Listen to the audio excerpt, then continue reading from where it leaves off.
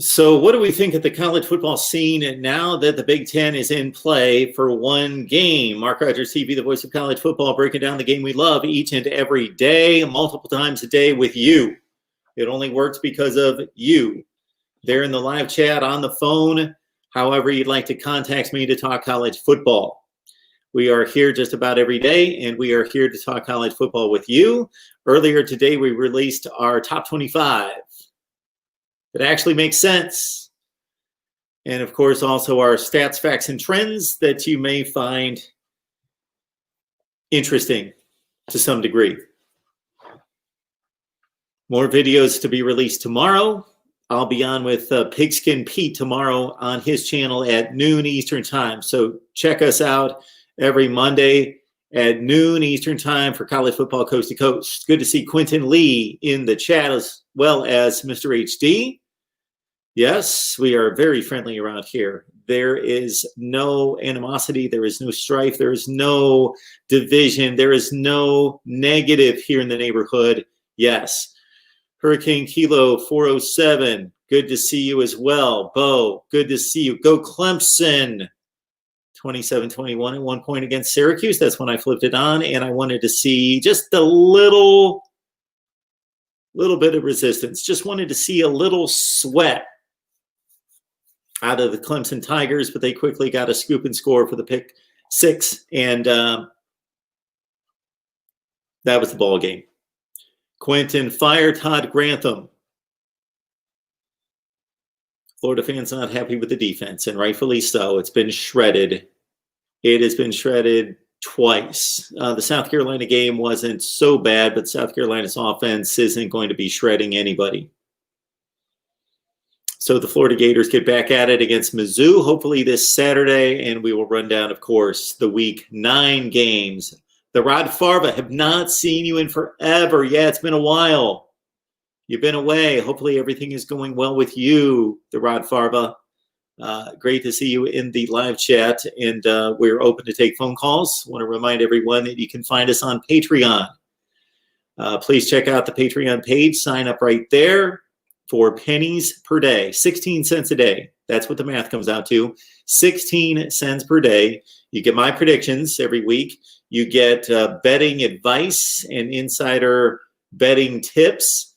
You also get extra bonus content. You get the exclusive live stream per request each week. Per request, exclusive live stream right there with me and everybody else on Patreon. We've got a group of about 55 right now. Also over on Patreon, you get the insider look into the inner workings of the empire. Mr. HD, good to see you. Penn State, Michigan State, Penn State, Michigan State, Penn State, yeah, Michigan State at different levels, different degrees. Not a good week for those two programs.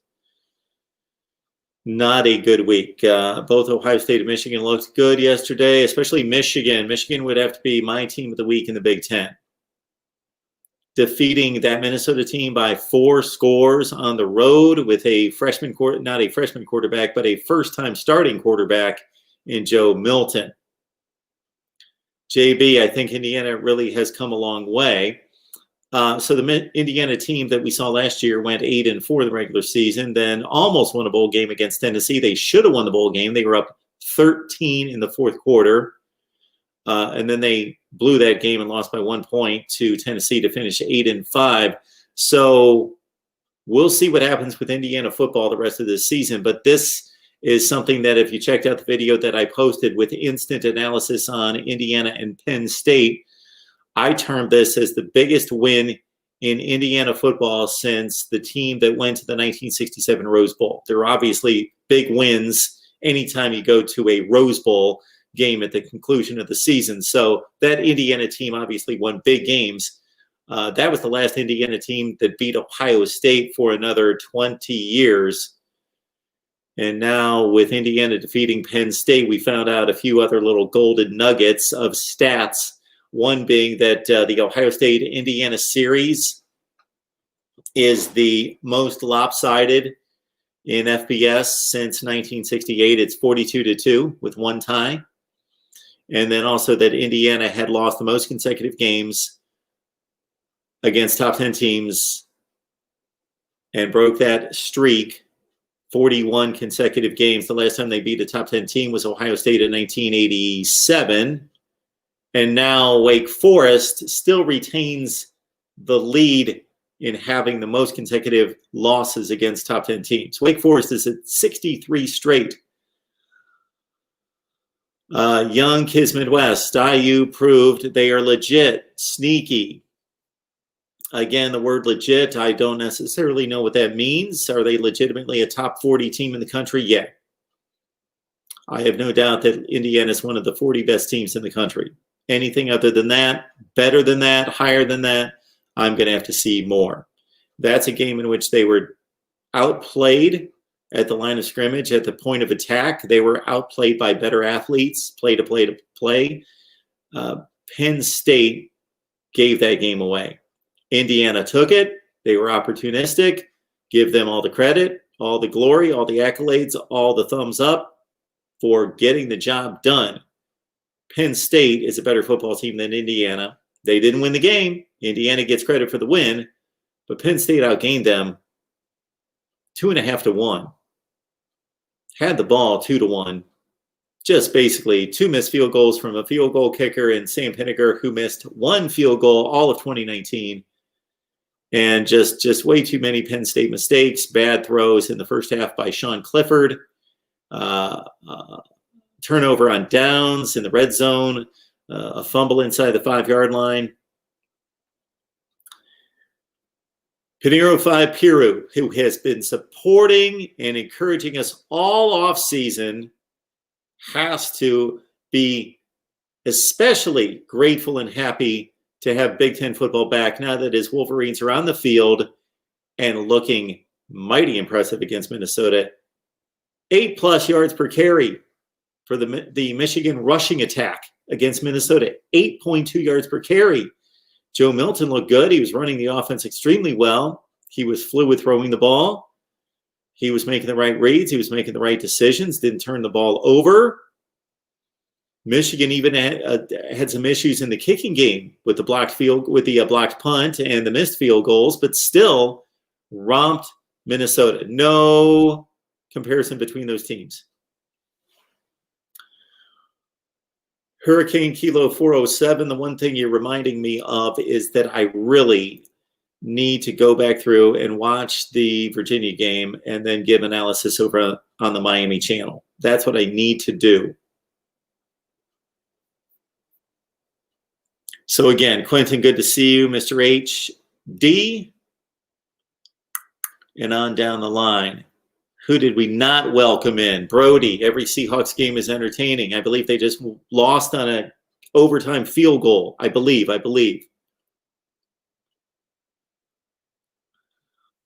My son came over.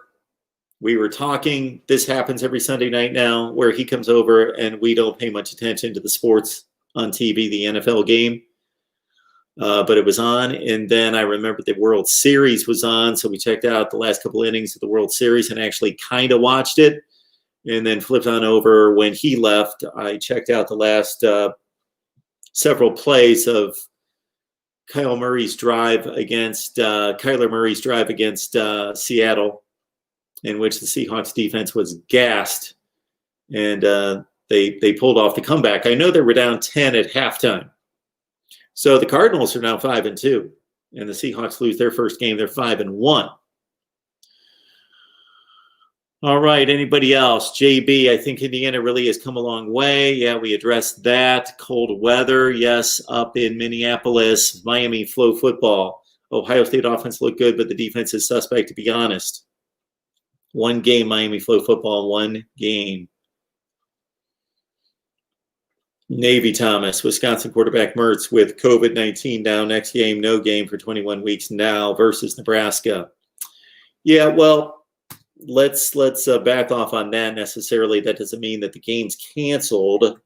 It depends on the contact tracing and if anybody else tested positive. That does mean that Wisconsin's hurting at the quarterback position because, of course, Mertz was the backup to Jack Cohn, who's out with an injury. So we're down to our number 3 quarterback in game 2 already for Wisconsin. And that would be one, Chase Wolf. Not a very highly touted quarterback coming out of high school, the 40th rated pro-style quarterback in his class of 2018. So he's either a junior or a redshirt sophomore. Chase Wolf. We got educated on Chase Wolf during our 6 o'clock live stream call-in show over on SG1 College Football. So check us out there every Sunday night at 6 o'clock Eastern Time. Every Friday night at 6 o'clock Eastern Time, you're going to see me over on SG1 College Football. And I'm going to release a couple videos there per week as well. Revenue streams, people. It's about revenue streams. Speaking of which, Patreon and Amazon. Please check us out on Amazon, and please use the link in the description section of the videos where it says Amazon. Grab that link, do your Amazon shopping using that link. It is the same exact experience for you, but it helps us out immensely. If we could get tons of you using that link, it would help out immensely. So please do your Amazon shopping with Christmas coming up using the Amazon link. Thank you. Which reminds me, let's get this rolling. So we've got that to go with. 860-325-3687.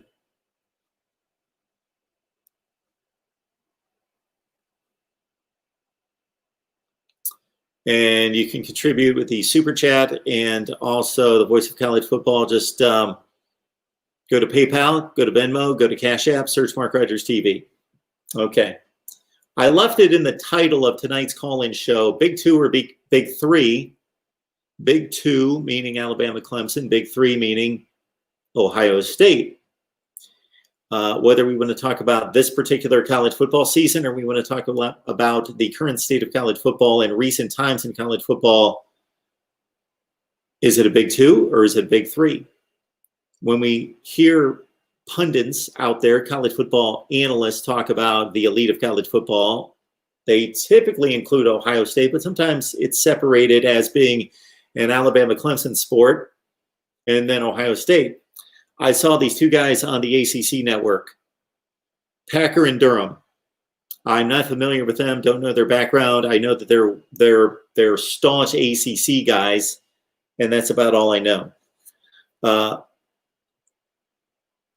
I'm going to make a guess that Packer is related to Billy Packer. Maybe, maybe not. So anyway, I've caught those guys a little bit here, although they drift often into soccer and tennis and all this other business. But anyway, and of course, they're going to be talking a ton of basketball soon. But I caught them the other day talking about how Clemson and Alabama are the elite and nobody else can make any kind of claim to be there. Ohio State's in the vicinity, and I took some exception to that, not because I'm an Ohio State fan. You guys should know better than that. I took exception because they were taking it completely out of context. They were taking some of their narrative out of context.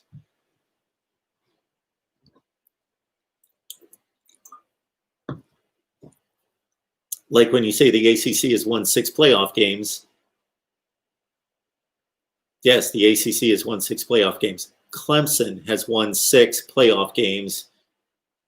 The other 13 teams have won 0. And when you say the Pac-12 has not won a playoff game since fill in the blank, 2014, well, since 2014, they've only had one chance. They've only had one chance. They've only played one game since 2014. So when you say the Pac-12 hasn't won a playoff game since 2014, well, they played one game. Washington made the playoff in 2016 and played Alabama. That's it.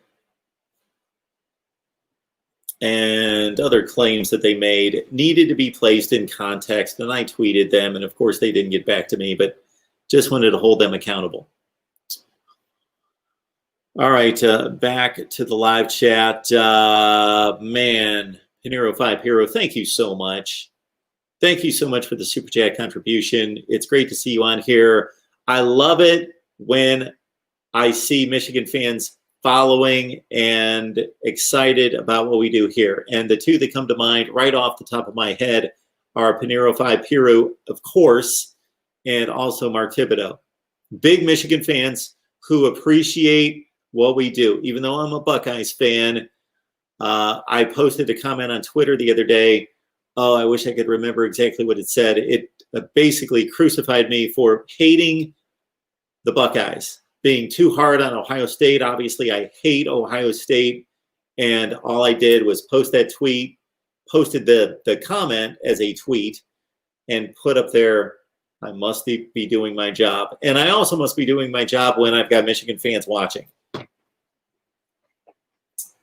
Let's get all the winners up front this weekend. Well, you know, I actually thought of this earlier when I did the call-in show for SG1 Sports. I thought the winners should be on the front row. And so I actually accomplished that with Wisconsin, Miami, Notre Dame, of course, Ohio State, Clemson, Alabama. And then down here, we've got Michigan on the front line as well as a winning team from the weekend. But in honor of you, Panero 5 Peru, and if we get Mark Thibodeau on the line, we've got Michigan up front on top, 1-0, most impressive win of the weekend in the Big Ten. Thank you so much for the Super Chat contribution. We will get that posted to the screen here soon. Also want to let folks know, as it says on the banner there, and believe me, I know financial circumstances are extremely difficult for many of you, and I am beyond sympathetic to that. I have recently made a decision that I will not be able to blame anybody else for if it doesn't work out. It's just a decision that I had to make, that I was forced into to a certain extent, but I made it gladly and with peace, and therefore what was 100% salary becomes about 10% of what it was. So I need to kick it into gear.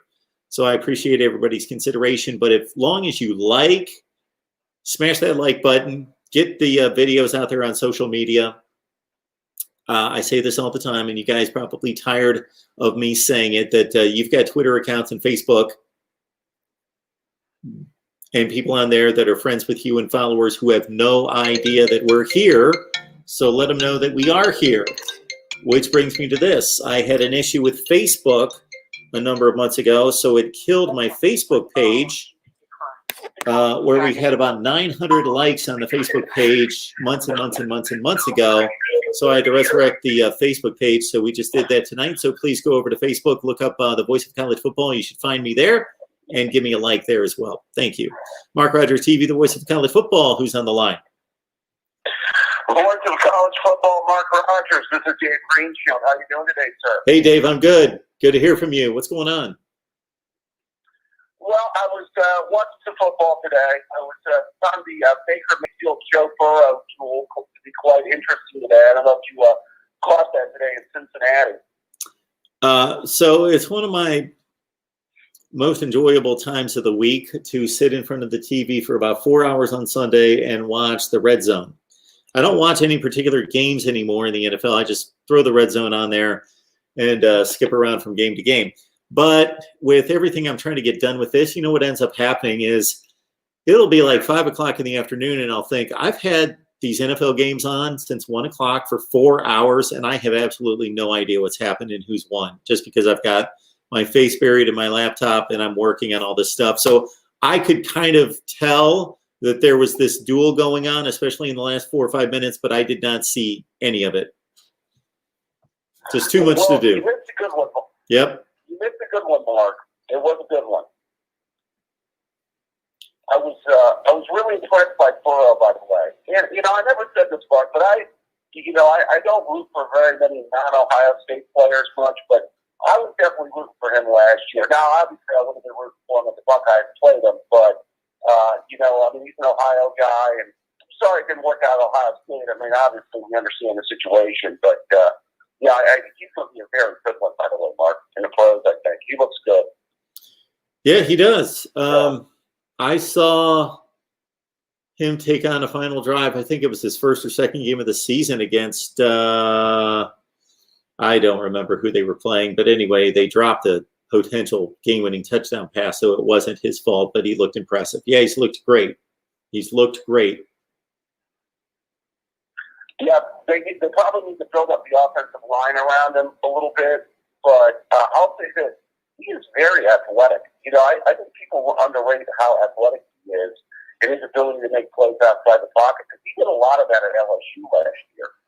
Yeah, he did. He was able to, scramble and make plays outside of the pocket. So yeah, he's not known for that, but I was extremely impressed with his ability to get outside the pocket. Absolutely. Yeah, and that's football now. You got to be able to make those plays inside the structure of the offense and outside the structure of the offense. As a quarterback. So, hey, I wanted to ask you, Mark, what about that Cincinnati team? How does Bearcats looking right now? Well, they look really good at their level. Sure. And I say that keeping last year in mind. So last year they were the second best, and only by a small margin were they the second best to Memphis in the group of five. So they were the cream of the crop, or just about right there. And we know what happened when they went to Columbus. So I just kind of keep that into consideration, because I just think that there's a noticeable difference. No, I hear you. I understand what you're saying, but there's a very good chance they go undefeated. I'm looking at the rest of that schedule. I mean, and to be fair, SMU was the top 16 team. I don't know if that was necessarily deserved. I'm sure you probably have a quibble with that, but they got by one of their tougher opponents, and they got Central Florida, Memphis left. I mean, it looks like a very doable schedule to get undefeated. Now, I think a lot of things like we talked about before would have to happen for them to get in. Wouldn't you agree? Oh, I think that a conference champion would have to have at least 2 losses for Cincinnati to make it. Sure. I would tend to agree. I think even like if it came down to a one-loss Big 12 champion or even one-loss Pac-12 champion, they're taking them over Cincinnati. I would think, you're right. It probably has to be 2 losses, I would think. But I don't know if they're going to make it with 2 losses. I don't think they're going to be not considered or not selected with 2 losses. One of the major conference champions. So maybe with the Pac-12 playing only 7 games, I think that takes us down to a 5-2 record. So there you go. Yeah, it's going to be interesting to see there. By the way, his assistant, Marcus Freeman, former Buckeye linebacker, look for him to be the next big hire. I think some school's going to snag him up, and he's going to get a head coaching job soon, I would think. He's going to be one of the names and lawsuits and probably that programs will look at. What are your thoughts about Pickle staying there, Mark? Do you think he stays there long term, or do you think he does a Kelly or D'Antonio and looks for greener pastures down the road? Well, anytime I'm asked about coaches and whether they're going to go somewhere else or whether they're going to stay, my tried and true answer, I could make all sorts of things up, but that's all it is pure conjecture. And the only conventional pure conjecture is that most of these guys in the coaching business want to continue to ascend up the ladder. So obviously he's going to continue to want to excel at a larger program as long as it's a good decision. Now, we know that he could have taken the Michigan State job, but he probably determined that to be not a good situation. But I don't know. I'm not, I don't know Luke Fickell, so I don't know his goals in life. I don't know how much he loves it or just is okay there. I have no idea. That's just complete conjecture. Yeah, it'll be interesting because, those other coaches were able to use it as stepping stones to path to other bigger jobs. So, and I know he's a Cincinnati guy, so, he might, stick around there. And obviously, he's been able to win games, so they're going to keep him as long as they can keep him. I don't think there's any doubt about that. Yep. Yeah, I was, by the way, I watched went back and watched some of Master P's running. You mentioned he kind of reminded you of Raymond Harris a little bit. Yeah, that was the guy that came to mind just based on his size and the thick thighs and having good speed, but I didn't think it was like explosiveness. I'll give you another former running back that kind of reminded me of Mark. Remember a guy by the name of Joe Montgomery? Of course. Yeah, same number. Right. Played on the 98 team. Yep. He was kind of like him and Michael Wiley were basically the tandem of running backs on that team. Yep. He reminds me a little bit of him. I think with his style a little bit, though. As far as that goes. So, yeah. I mean, by the way, I took a look at your top 25 that makes sense. I find it interesting, how you did your ranking. But hey, you put your emphasis behind the major victories. I get it. And so, I mean. Yeah, I just don't understand. I don't understand ranking teams based on how we perceive them. Right. I think that's basically what people do. And I think there's a lot of teams, Mark, that I think just get ranked fairly high based on reputation. Of course. Sometimes. I mean, just because of what's on the helmet. Sure they do. People don't look maybe. I mean, that's what we were talking about with LSU. Ranked as high as they were at the start of the season. I think to a degree you got to look at. I mean, you do have to look at the roster. Used to be returning starters was a major factor, and if that was taken into consideration, LSU would have never been ranked seventh in the country coming into the season. Well, what I find interesting is I have a lot of people that call in and say that the defending national champion should be ranked number one the next season. And my rebuttal to that is that if you're going to take that approach for the number one spot in the rankings, why not take the same approach for the other 24 spots in the rankings and just take the postseason top 25 for any particular season and make that the preseason top 25 for the next year? If you're going to rank the number one team and think they are a defending national champion, then take the same approach to everybody else. Yeah, I would agree. I think that again, there's a lot of ranking on reputation. I think you also have to look at where they're at, too. I mean, LSU, to lose, not only your quarterback, you're losing pretty much your entire offense. You're losing a boatload on defense. And you know that they've got to face that gauntlet in the SEC. I mean, once I saw that ranking at 7th, it never made sense to me anyway. Well, it depends what you talk about making sense. Yeah, I think it's common sense to believe that LSU had most likely the best team in the country last year and wouldn't have anything close to that because of the NFL losses. Okay, but what had they done or not done before playing a game that should rank them high or low? Well, nothing, just like everybody else. Nobody's done anything.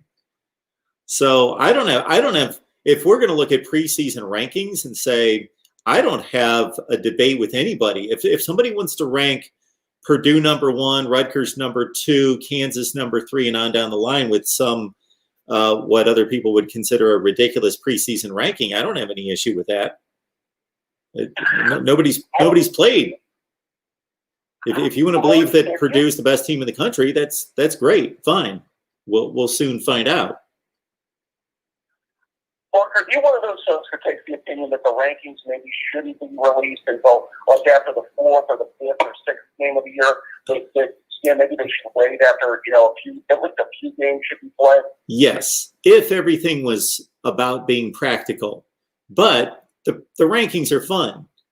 So rankings are fun. People want to see rankings. They constantly want people to rank things. They want me to rank things. They want everybody to rank things so we can debate and talk about it. So I think the rankings are fun.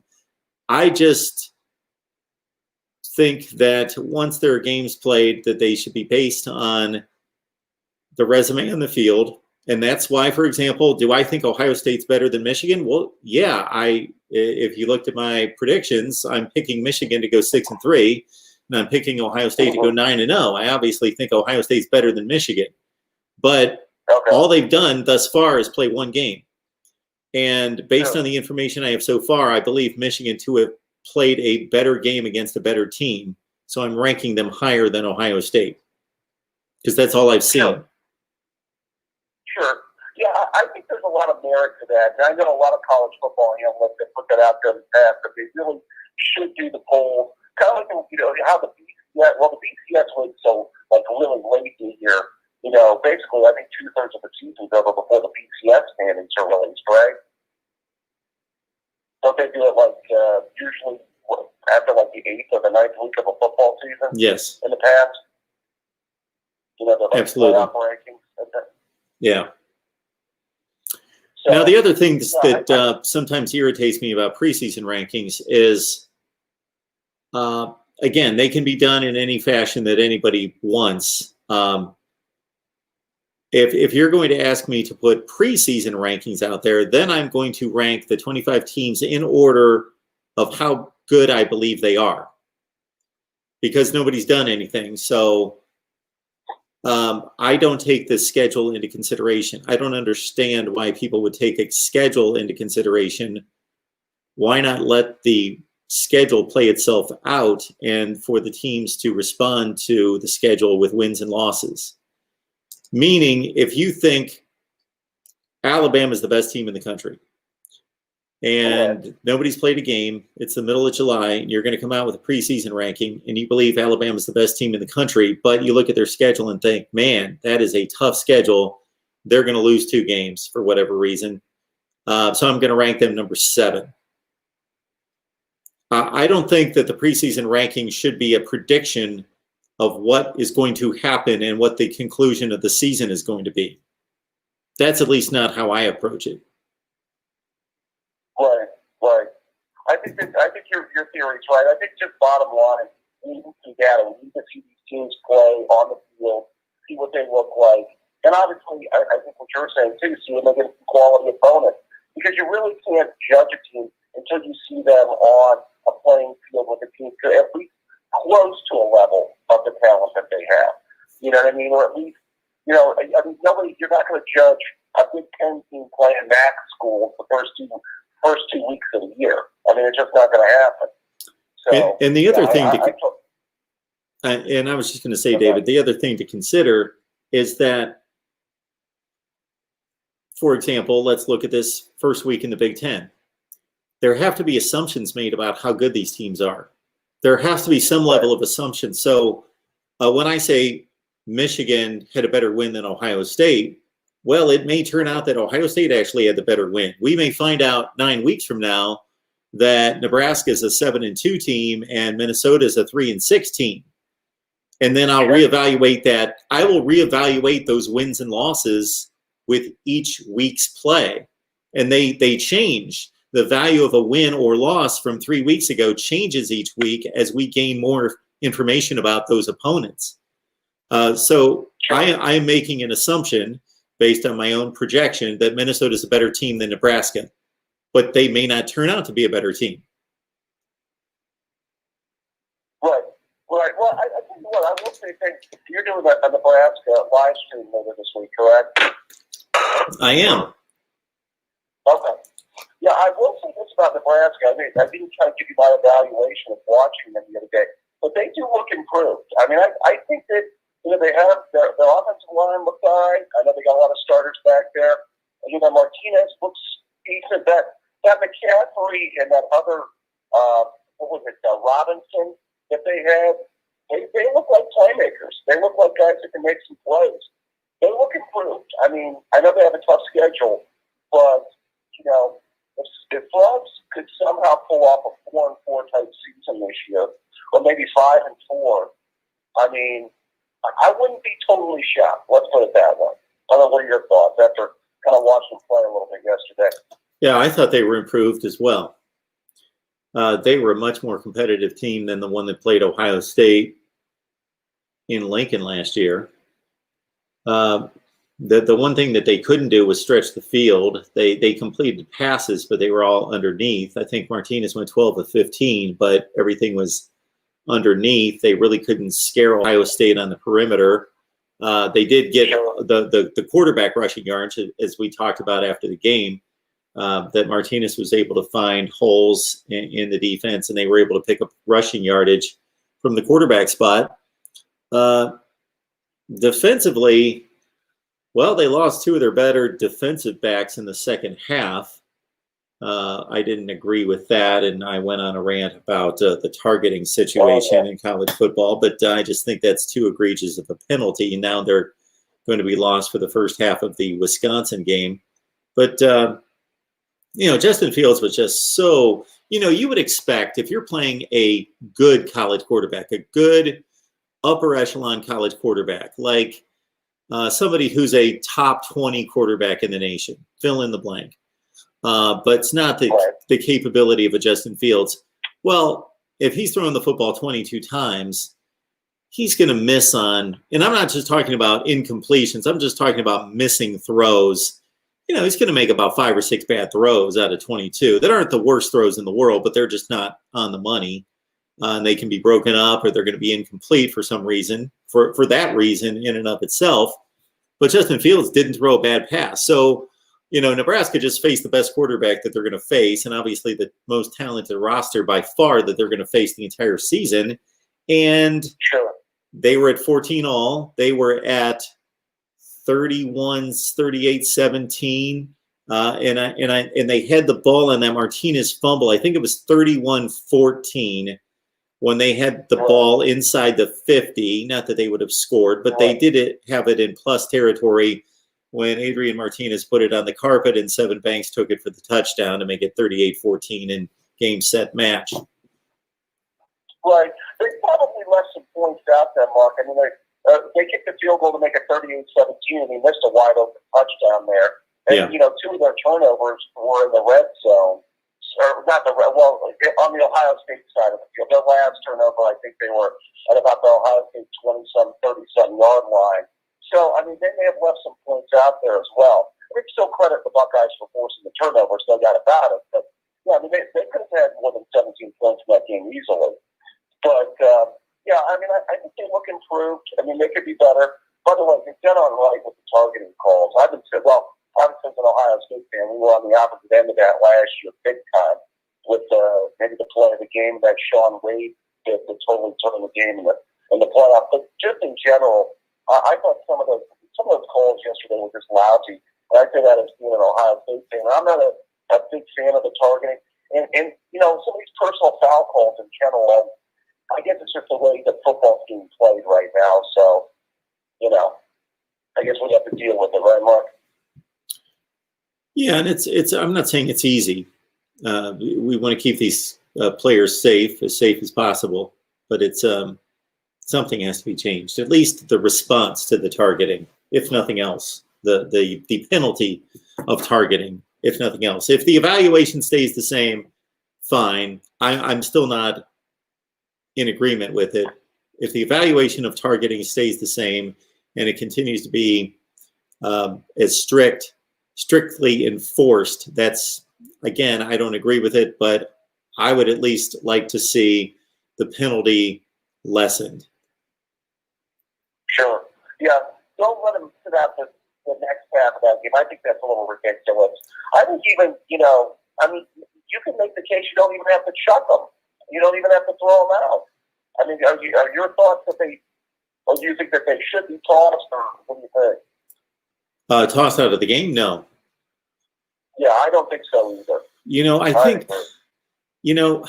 I have seen, and I think we've all seen in watching football as long as we have, situations in which a player has just been just a menace, and it's been obvious that it was in just ill intent, seconds after a player runs out of bounds, and it's just been just a malicious hit. And maybe some exceptions can be made there. I've not seen one of those this year. I can't remember the last time I did, but I have a handful to 10 times in my life seen just a horribly malicious hit. And those things can be dealt with separately. But I also attacked the inconsistency of the penalty. So there's no other penalty in football like it when it comes to the variable aspect, meaning other penalties are 5 yards, 10 yards, 15 yards every time. This is a penalty where if you commit this penalty on the last play of the game, well, you're going to miss the next half of football. If you commit the penalty, the first play of the second half of the game, well, you're going to miss that entire second half plus the first half of the next game. So it's a penalty that ranges from 30 minutes of game time to 60 minutes of game time. Right. Well, imagine the Buckeyes last year, Mark. If we won that game against Clemson, which we should have done, would have been, without Sean Wade, the first half of that game against LSU. Yeah. How bad would that have been? Yeah. So, it goes to show you. I'm with you. And some of the personal fouls they call nowadays, it's just a different game. We've talked about it before. The rule changes are definitely catering to the offense. There's no doubt about it. So, by the way, I heard Mr. Lou's rant last night about Mr. Justin Fields and the quarterback situation down there in Georgia. I found that to be quite interesting. He gave me a call about that. Yes, he did. Lou calls from time to time, which I appreciate it. We've had him on a number of times. I've been on his show, and it's always a fun time. And I've got a lot of respect for Lou, and he puts together a nice product. It's much different than mine, but we certainly get along, and he has helped me in a number of ways, and I try to do the same for him. And we communicate off the air from time to time, and it's Well, to be honest with you, Lou's got to know, and I'm not. Unlike another caller, I'm not going to make fun of Kirby Smart's looks or his haircut. But if Justin Fields is going to get coached up and be an NFL quarterback, you got to go to the right place. And that's Ryan Day, and that's Ohio State. It would have been interesting to see what Fields could have done in the Georgia offense if his skills would have been, able to flourish as much in their style of play versus, what he did with Ryan Day in Ohio State. So I definitely think he made the right choice, but. I can understand why Lou is, that's his style. But hey, as an Ohio State fan, I've got to say, we should get some thank you cards from LSU, considering it's an Ohio quarterback that had their greatest season ever, and helped them win a national championship. So, sometimes it swings both ways. That's right. Right. All right, Dave. Very good. I appreciate the call. All right. Well, I'm gonna check out Buckeye Talk this week and. Check you out on Gates this week, and we'll talk to you. I appreciate that. Thanks, Dave. Have a good one. Take care, my friend. Yep, take care, my friend. Our man, David Greenshield, talking Buckeyes, of course. So David Knight writing here, who would you like to see Mark make hype videos? All right. If I made a hype video, first of all, I would have no idea how to make a hype video. I used to see, my son used to throw me hype videos when he really cared about Ohio State football, which he doesn't now. But he used to throw me hype videos and say, he'd get all pumped up because there'd be these hype videos. And I'm not talking about somebody ranting, but these hype videos where they play the music and they have the quick edit cuts of all the hits and the touchdowns and the great catches and so forth. And that does nothing for me.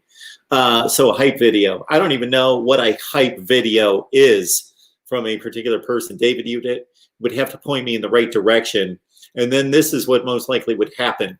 I would make a complete mockery of it. So that might be the entertainment value would be if Mark actually tried to make a hype video, and I'm talking about myself in the third person, a la Ricky Henderson.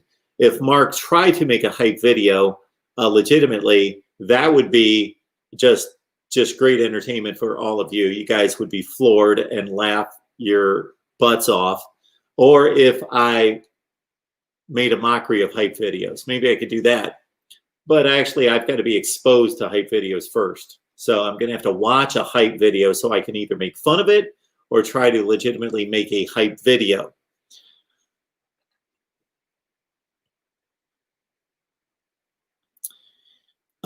The Missouri helmet, I guess, good old Dan, you're going to send that one in the mail here soon.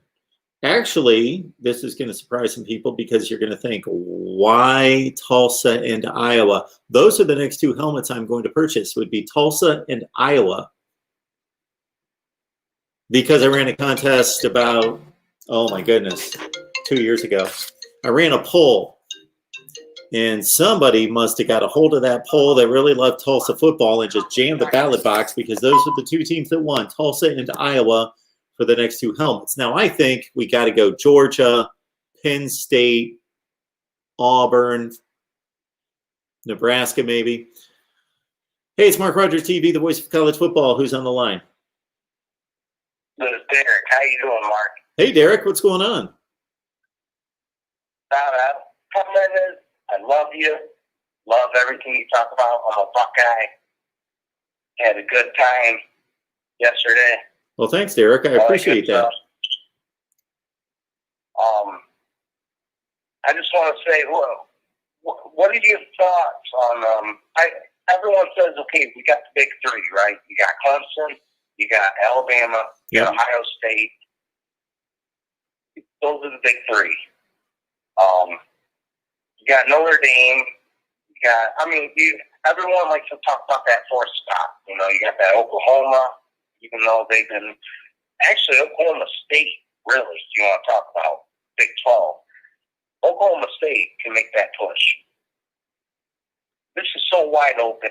Everything's so wide open. I'm scatterbrained. I'm sorry. I'm not. I got so many thoughts. You know, Penn State with the Indiana. You know, you gotta love that. You gotta love Michigan State with Rutgers. There's so much going on. It's crazy this year. I don't know. I'm so scatterbrained. It's just, I don't know. The only reason I called is because I just wanted to get your opinion, because I know you're a Buckeye, and just how do you feel about Ohio State this season? I know we got the big three, like I talked about, Clemson, Alabama, Ohio State. Those are the big three. How do you feel about this season? I thought coming off of last year that Ohio State probably had, going into this year, not last season, but going into this year, the best football team in the country. Now that I've seen Alabama and Clemson play some quality opponents, especially Alabama more so than Clemson, that I want to see them play out a little bit more. I don't think there's any question that Alabama and Clemson have shown to be the two best teams in the country, and Ohio State's probably right there with them. We just haven't seen the evidence. We've only seen one game. We're going to be able to unfold the season as it goes week to week. Now, Penn State's not necessarily as good as we thought they were based on last week's performance. I try not to overreact to one game, because I know a lot of people are thinking that at one point thought Penn State was like a top 5 to 10 team in the country, now that they're garbage. But I don't necessarily swing that far over just because of one game. I do think it's concerning to Penn State what happened last week or just yesterday. So the basic concerns I have about Ohio State is the lack of an explosive, game-changing kind of running back. And I believe that the offensive line is one of the best in the country. I don't think they played that way in the run game this past weekend. And I still don't think the linebacking plays great. I think it's good. It's top 25 good, but it's not as good as it should be. And I also know that they don't need injuries in the secondary, that the secondary play, they've got a lot of talent back there, but they don't have many reinforcements. I agree. 100% agree. Also, if we're going to talk about the Indiana-Penn State game, I don't know if you made a video or if you covered any of that coverage. How do you feel about Penn State? You know how you saw the guy stutter step into the end zone? He probably looked at James Franklin's eye as he went into the end zone, thinking, "Oh man, should I go down?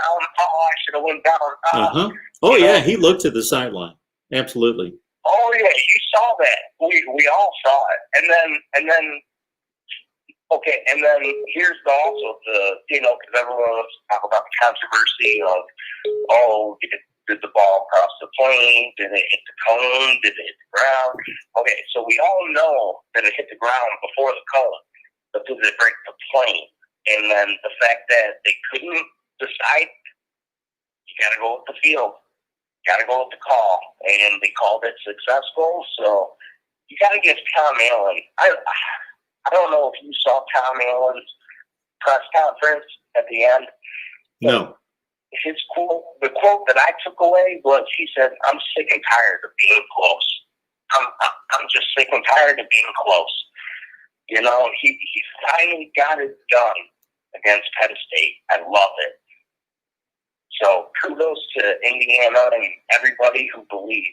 I love it. I'm a Buckeye. You know that. Well, Rah, rah for the Hoosiers.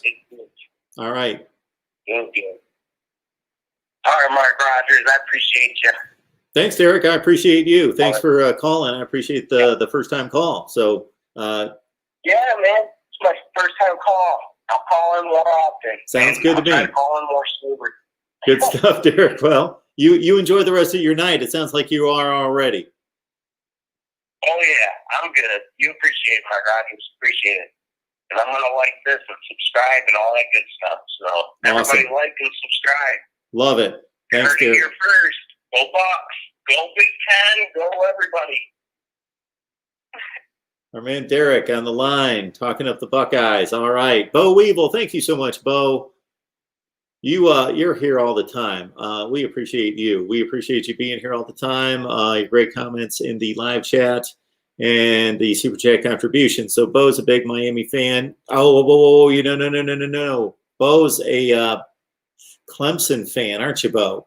Did I screw that up? Clemson fan. I cannot keep track of all of your fandoms if it's not on your handle.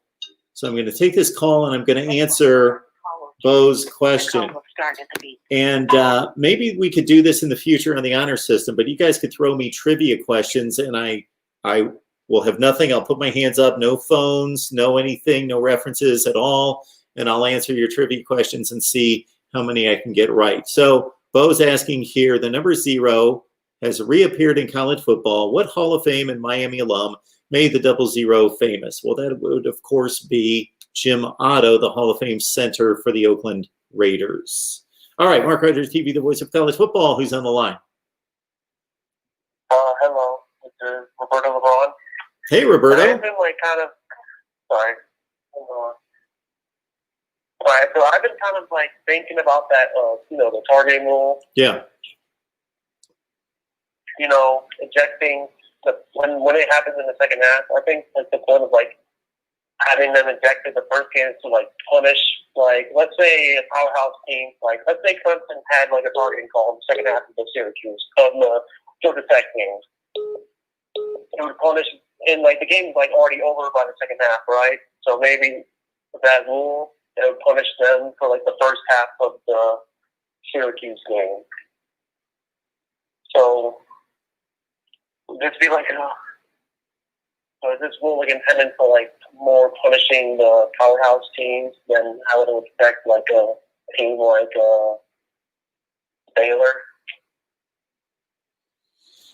Well, when creating rules, there should be no thought given to how good the teams are. I guess I'm not following you on regards to why it matters how good the teams are. I mean, you've been talking about how if it happens at the beginning of the second half, it would the first player would lose technically a full game. Yes. Which is doing the last play of the game. Yep. So I think, it's kind of a hard question to say. Yeah, I just think that the penalty for any rules violation should be the same across the board. And just based on that, in and of itself, it's not fair because some guys get penalized for 30 minutes of game time and other guys get penalized for 60 minutes of game time. Doesn't make any sense. So, it would be different, depending on, the strength of, the opponent. It varies how major that loss of ejecting the player would be. Why would that matter, how good the opponent is? Because, what happened to Sean Wade Clemson game? Yeah. Yeah. Why wouldn't we do that with every penalty then? Why wouldn't we say, okay, offsides against Ohio State should be 28 yards and against Purdue should only be 6 yards because Ohio State's a lot better, so we should give the opponent a bigger advantage. Well, yeah. That's an interesting point. So I guess it's targeting rule is not really perfect. I feel all right, man. like Anything else?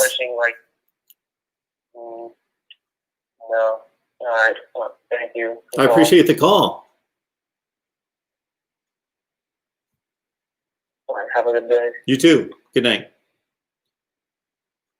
Okay, bit of a different slant there on the targeting penalty.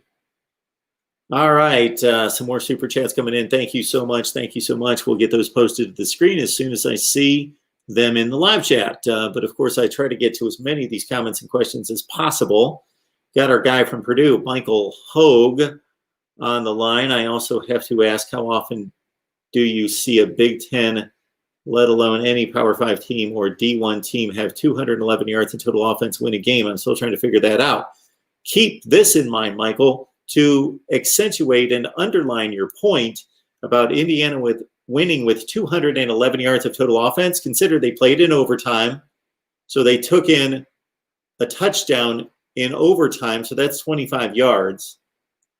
They also scored on the last drive of the game, 75 yards. So they took their final drive, 75 yards, and then 25 yards in the overtime. That's 100 yards.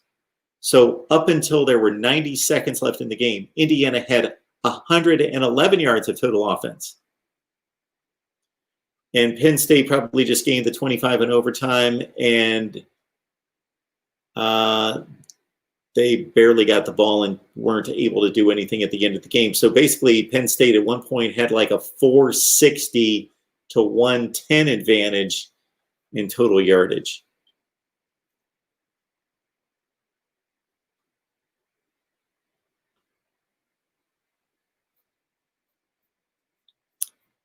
All right.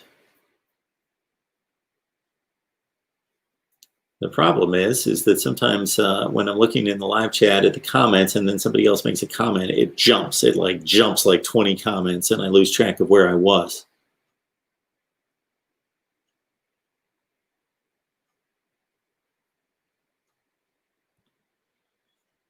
Jack Greeley, for your information, people talk about Minnesota defense losing most of their starters from last year, but Michigan's offense lost 8 starters, 4 offensive linemen, quarterback. Okay, tight end. Yeah, is it 8? From last year, so Michigan could have the same excuse, but they didn't and dominated. Yeah, I don't know that Michigan or Minnesota themselves were making excuses. We were just analyzing the teams and the personnel coming back. But it's a good point by you. 8 starters. Offensive line, tight end, Shea Patterson. The running backs are back. Nico Collins. Okay, 7 or 8. I got you.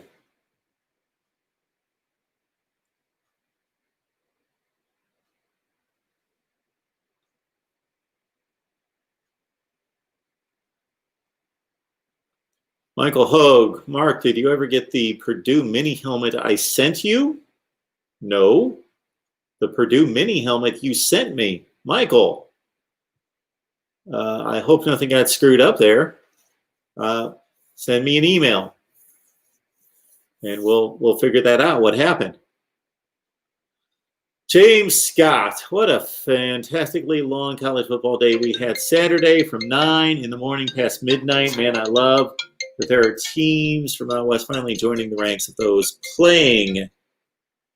Yeah, we had some Mountain West, which I didn't really get into at all. I was on here talking, so I didn't see what looked to be a really good San Diego State and Nevada played, right? Wasn't that the 3-point game?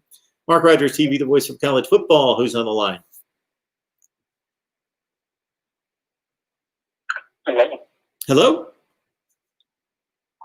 Yeah, you're on with Mark. What's going on? Hey, Not much. Hey, I wanted to try to unwrap the end of that Penn State game. Okay. So there's a minute 47 left. Yep. It's first down. Indiana has one timeout.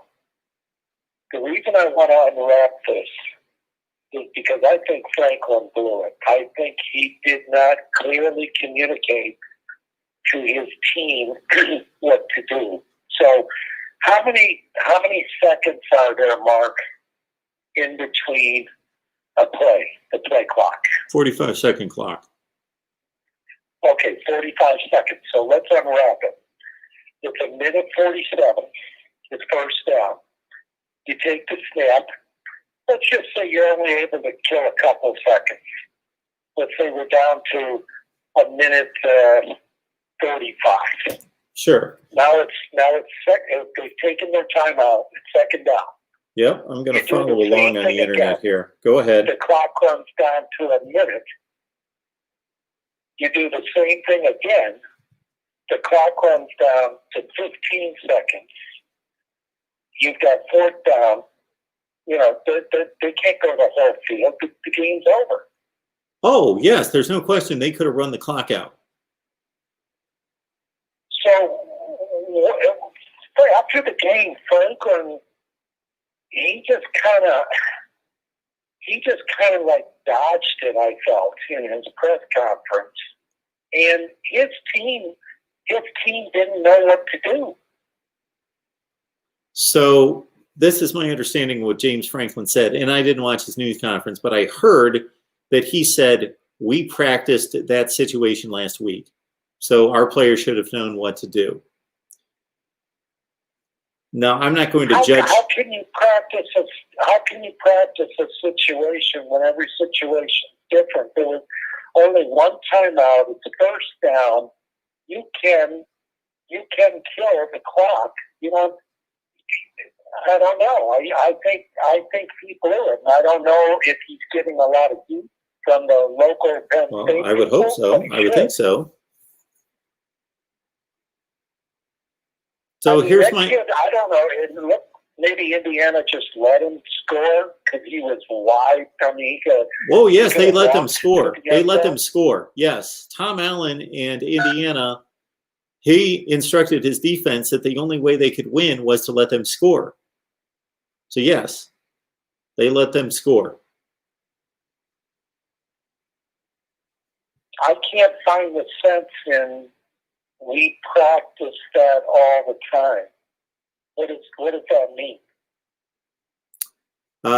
Again, I didn't hear James Franklin's comment. I'm just reacting to people that had stated that he said after the game that we practiced that situation. Meaning, we get the ball back, we're winning, there's not enough time left. If we just run downs, we can kill the clock and end the game. We run the play clock before each play. If they don't have enough timeouts, they can't stop the clock, and the game's going to be over. This is where I fault James Franklin. This is where I fault James Franklin. Even if they did practice it, there was a change of possession, meaning that Indiana had the ball. They ran 4 plays. They couldn't convert, so Penn State took over the ball. So the offense is on the sideline, and they're coming out onto the field for a change of possession with that minute 47 on the clock, as you mentioned. James Franklin had the offense right in front of him, and he and the rest of his coaching staff could have been yelling, do not score, do not score. And of course, he's going to be in the most communication with his quarterback to say, run the play clock down to 2 or 3, snap the ball. But he could be telling the entire offense, do not score, do not score. and we know that the running back's going to get the ball. So really the only people that need to know it are the running backs that are going to be handed the ball. Do not score. Down the ball. You know what makes it even worse, Mark? What's that? Penn State had 3 timeouts. He could have stopped and called a timeout 3 times in a row. and talked about how we're going to handle the end of this game. Well, that's true. You mean while they were on defense? Because they scored when it was first and 10, with a minute 47 on the clock. Penn State had all their timeouts left. Sure, but they scored the next play. Yeah. The kid ran in because he didn't have any clear instructions from Franklin. He still had man. I'm right there with you. Communicate to. I'm right there with you. I don't think it's an excuse to say that they practiced it last week, because either he's just covering for himself, or even if that's a legitimate claim, even if that's the truth, that they practice for that situation, the kids, you can only cover so many situations. So you can't say, well, if there's a minute 39 and they've got 2 timeouts, and then have them do the math for every particular situation. There's no way to cover that in practice, because, as you well know and have just outlined, for him to cover that in practice would be a puzzle for each player to try to figure out. Okay, well, if they've got, if they've got 1:15 left, but they've got 2 timeouts, versus if there's 1:33 and they've got no timeouts, versus da da da da da da da da. You could come up with 1,800 scenarios. So you can't practice. Maybe he covers, and I'm sure this is done to say there are situations in which we would get the ball back, have a lead, and we do not want to score because it only gives the opposition the opportunity to win or tie the game because we're only up by 8 points or whatever. And we will instruct you on what to do in those situations. Yeah, I just wanted one more comment. I'm hearing this a lot on the different stations and stuff, and people talking about Michigan going and beating Minnesota on the road. There is no road. There's nobody in the stands. It's like playing on a neutral field. I mean, one to travel all the way there, but and I'm not taking anything away from their win. I mean, it's a win, and it's counted as a road win and all that. But hey, do you think Michigan would rather play Ohio State with nobody in that horseshoe? Well, I'm going to cut that one down the middle, because I'm not going to say that it's a true road environment because of what you just stated. But it's also still, you're traveling, you're playing in a different stadium than what you're accustomed to playing in. So there's some level of road environment there. It's not in the stadium necessarily, but it's still a different place. Let's put it this way. If you and your buddies like to play down at the local basketball court down the street, and that's where you always play, there aren't 50,000 people there watching you play basketball, but you're used to playing it on that court, in that environment, in that park, used to the backdrop, the whole deal. And then all of a sudden, you get challenged by another team, and they say, come on over to our park, across town. And there aren't people cheering and screaming at you while you're trying to make free throws, but it's just a different park. It's just a different feel, and you're not used to it. The other thing I was thinking about with this crazy 2020 season and everything is that, all of these kids get a free year. Yes. So, they can play all the freshmen they want.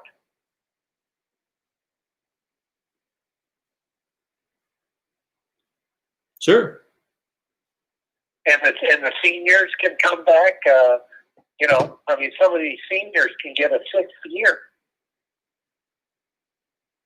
Yes, they can. Anyway, I think that's really crazy. But anyway, listen, thanks for your show. I'm enjoying watching, and I talked to you last year.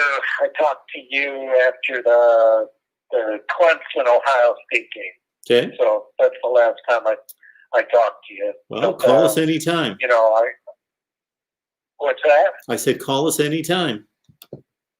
I will, my friend. I will. Okay. All right. Well, hey, the good news is at least we got football. Well, exactly. That's a great point. That's a great point. Football. Yes, I was coming up with all sorts of crazy scenarios on what to talk about if there were going to be no football games, simulated seasons and all of that. But we got real flesh and blood out there playing football. Yeah, and hey, you know what? Come November 4th, everything will look more normal. Well, we shall see. I don't know about that, but I'll talk to you. Well, I appreciate it. All right. All right, Mark Rogers TV, the voice of college football, breaking down the game we love. Jack says people talk about Minnesota's defense losing most of their starters. We read that. Where was I here?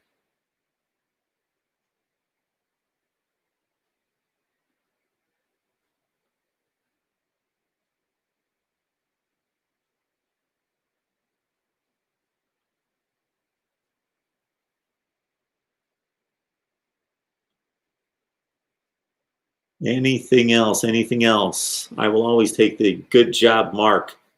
Thank you. You can't encourage me enough. I appreciate it. I'll take it.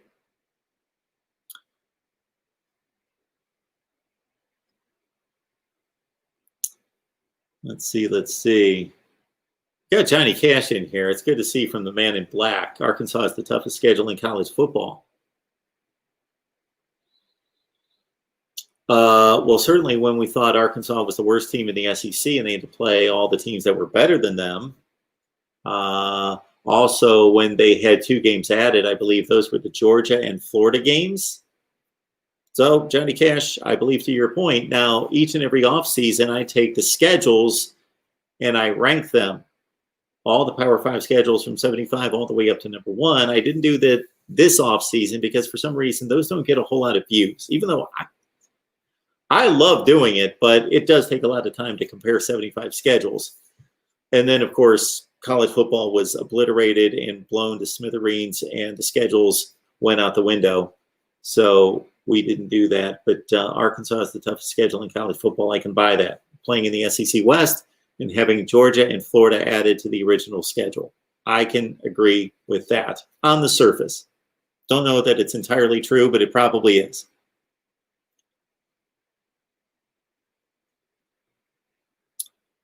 Miami Flow Football, thank you so much for the Super Chat contribution. I appreciate that so much, I can't even explain. I cannot explain every time I see a Super Chat, in addition to the likes and the comments and the shared videos on social media and using the Amazon link and coming over on Patreon, all those things, I appreciate it. Miami Flow Football, other than Ohio State, what are your thoughts on the Big Ten? Wisconsin looked good, side note. Well, Wisconsin looked good against a really bad Illinois team. And now they don't have Graham Mertz for who knows how long, 21 days. They lost their first starting quarterback, Jack Cohn, of course, before that. They're going to be going with a third stringer if they get on the field, depending on the contact tracing and who else tests positive. The thing I like about Wisconsin is that they brought back most of their production on defense. The offensive line is always going to be good, even though they lost 3 starters from last year. And they lost their best wide receiver in Quintez Cephas. Their running back position is not nearly as good as it typically is. They do not have the power, speed, experience back in the backfield at the running back position with Nakia Watson. He's raw. And Garrett Grosh is a veteran, but not a dynamic running back. Carry the mail kind of guy 25 times. Jonathan Taylor, Monte Ball, James White, Ron Dane, etc. Minnesota's probably down.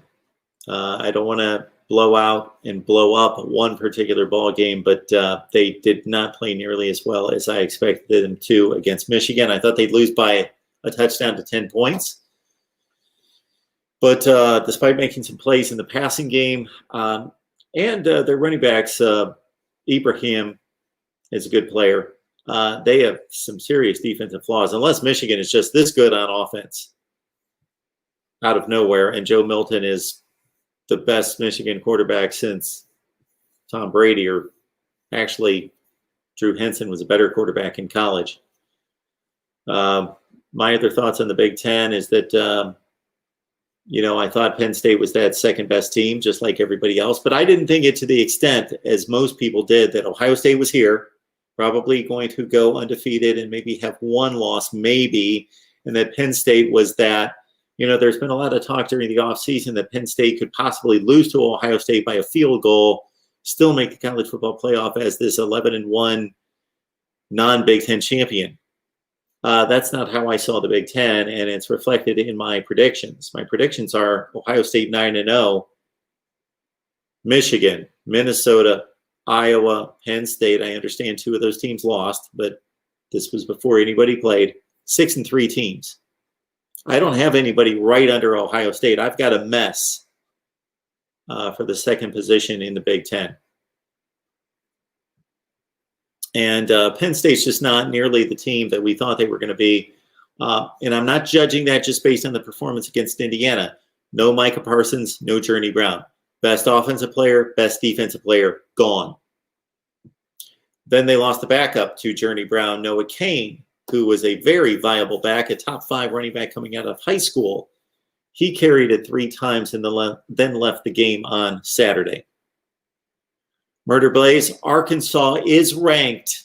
They are ranked. You got to check out the real rankings. Arkansas is ranked. All right, Murder Blaze, remember the real rankings. I got you. You checked out some other rankings, and Arkansas was not ranked. But in the real rankings, they are ranked.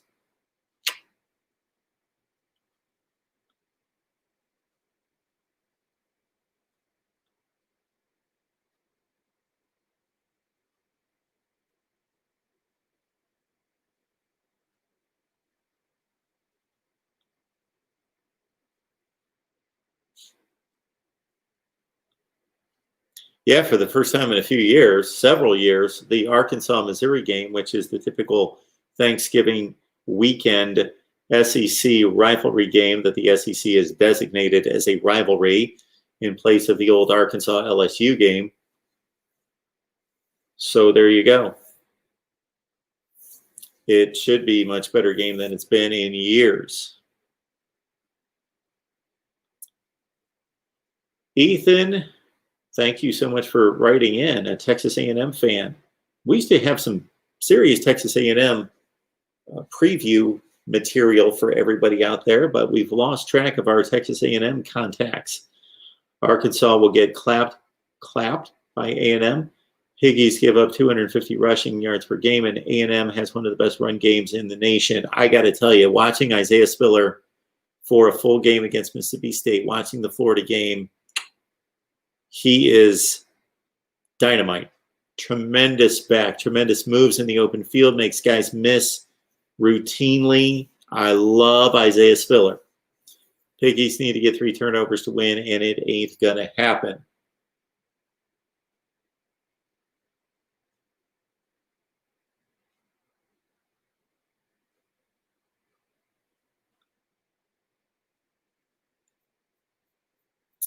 I'm looking forward to Michael Hogue's email. That's great to hear. Jeff Lynn's ELO 2022 tour. Penn State losing is both on the player and on the coaches for not reminding the players what to do in this particular situation. Just kill the clock and win. Period.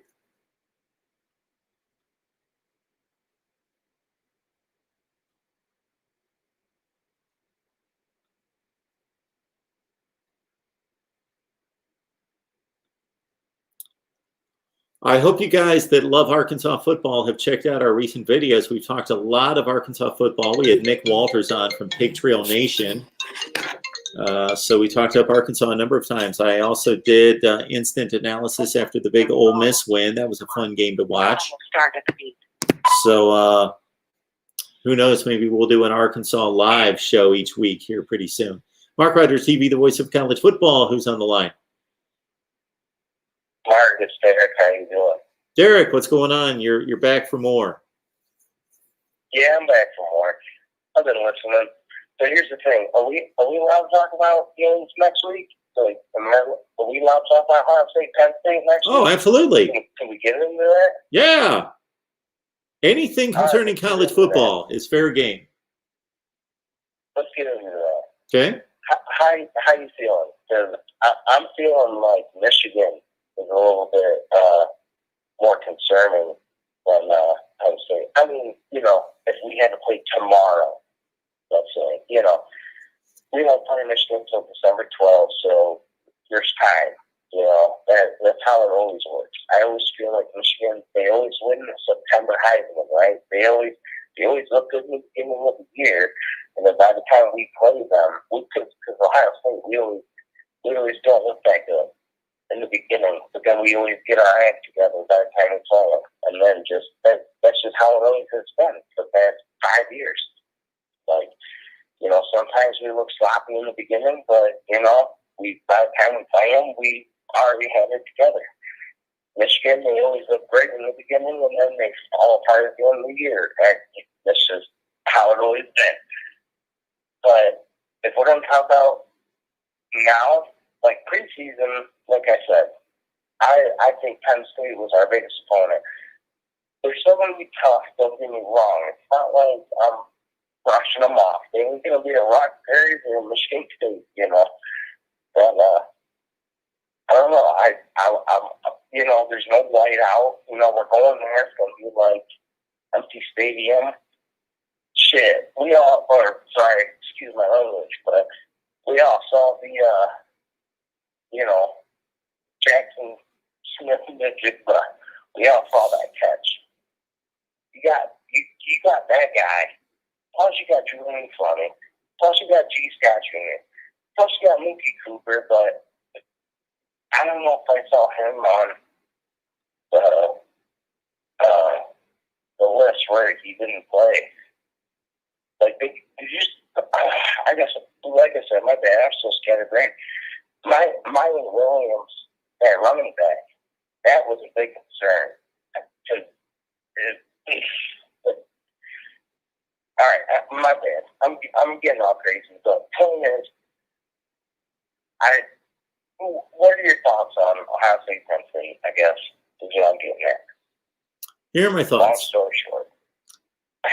Ohio State's better roster than Penn State. Penn State has the second best roster in the Big Ten, at least before Micah Parsons and Journey Brown could not play. Going back a couple months ago and evaluating the teams and the rosters, Ohio State's a top 3 team in the nation. Penn State's more like a top 10 or 12 team in the nation. Now they've lost their best defensive player. They've lost their best offensive player, Journey Brown and Micah Parsons. We don't know if their second-string tailback, who's really good, Noah Kane, if there's anything wrong with him. I haven't seen any reports, but he only played 1 series, 3 carries, and then left the game. Sean Clifford is a talented kid that makes a couple big mistakes every game against a good defense, and this is what he's done every game that they've played, a decent opponent, just like his 2 awful throws for interceptions against Indiana in the first half. The defense played lights out against Indiana, except for when the game was on the line, they got beat for a 75-yard touchdown drive in the last 90 seconds of the game. And that's not a quality championship defense. And they didn't even force Indiana into a 3rd down in scoring those points. It went first down. Indiana just chewed them up in the last 90 seconds of that game to score. You're right. You're exactly right.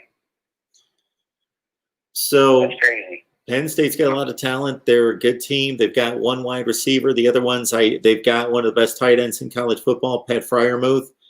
Jahan Dotson's a very talented receiver, but they don't have 5, 6, 7 wide receivers like Ohio State. They've got some very unproven guys. So I guess here's my question.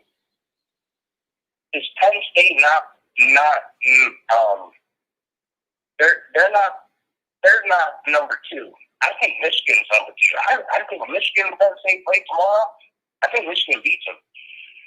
And I mean, it's not because Indiana beat them and all that.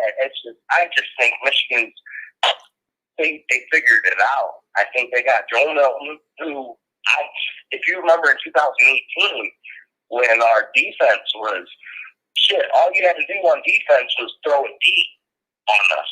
Everybody knew that. Maryland took advantage of that all game long, or all you had to do was run on us, and we couldn't stop it. That McFarland from Maryland, all he did was run on us. Yep. And it went to double overtime, whatever. I know you know it, whatever. But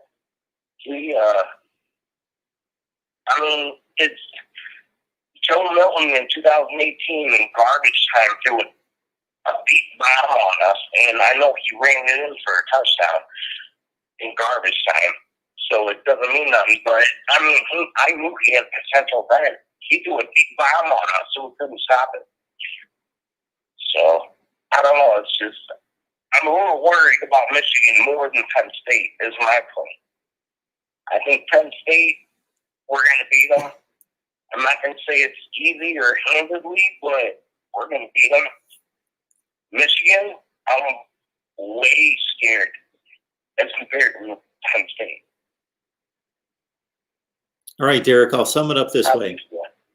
I evaluated Penn State as a better team in Michigan months ago, but Penn State has lost its best offensive player, best defensive player, and now, most likely, its number 2 running back as well. Michigan has also showed us, at least in one game, and I don't like to overemphasize or overreact to the performance of one game, but that Joe Milton, he was the big wild card in all this, and I called him the wild card of the conference.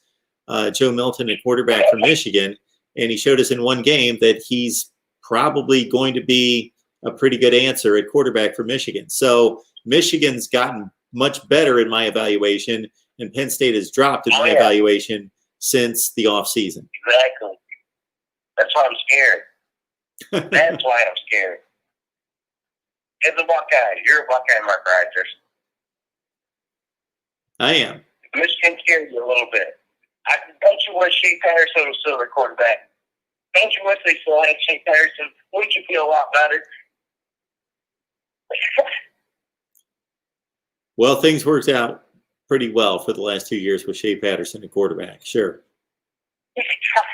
But Shea Patterson didn't give up 62 and 56 points. He wasn't on the field for that part of it.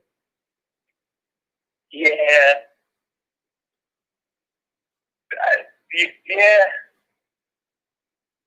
I don't know. It's just Joe. I'll tell you what. He scares me because everybody's trying to compare him to he's Cam Newton. He's like this. He's got that Cardale arm. He's got that Cardale Jones arm. It just. I don't want Michigan to have an edge. We've been spoiled these past decades, this past 2 decades. Okay, I was born 91. All right, I'm young, 28 years old. I'll be 29 in December. I'm young. Okay, so I know you always talk about, I know all I've been watching your videos, so I know when you talked about the first. You saw Bo beating Woody the first year. I saw that video. I saw everything. But I don't want Michigan to have any type of edge. And now that they look good. They look good. They beat Minnesota sound, fair and square. No trickery, no nothing.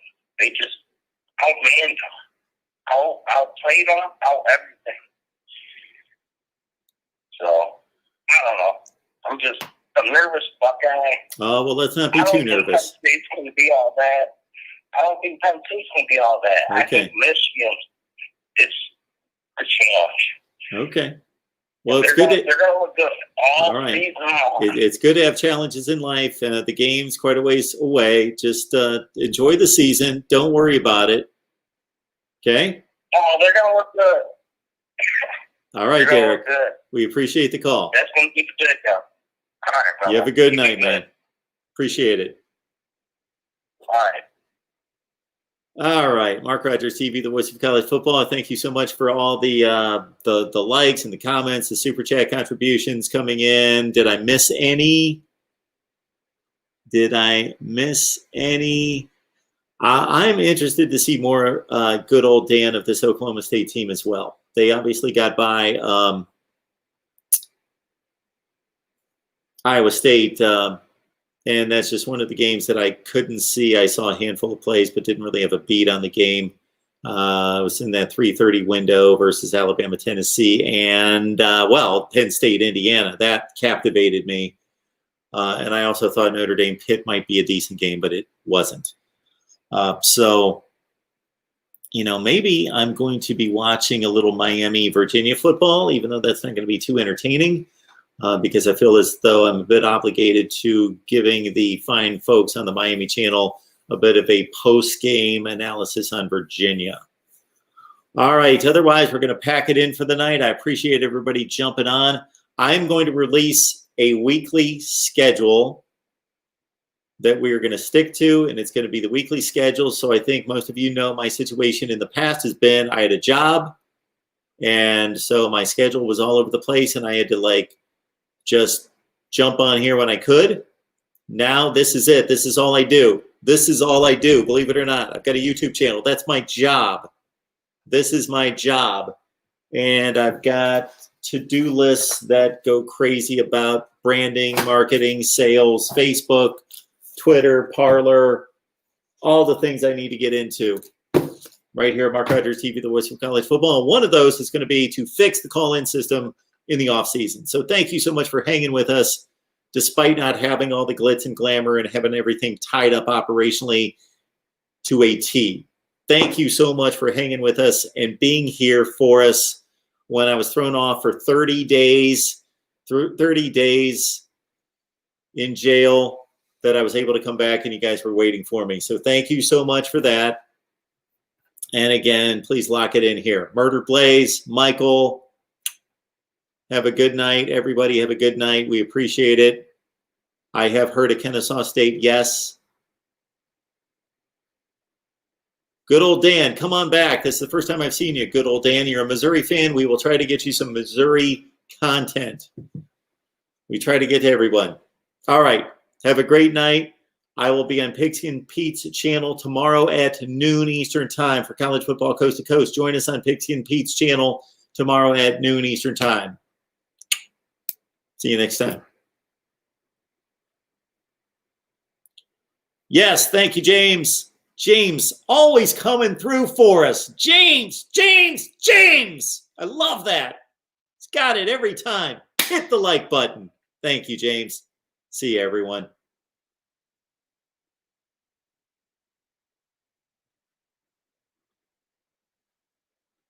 Yes, and smash the like button.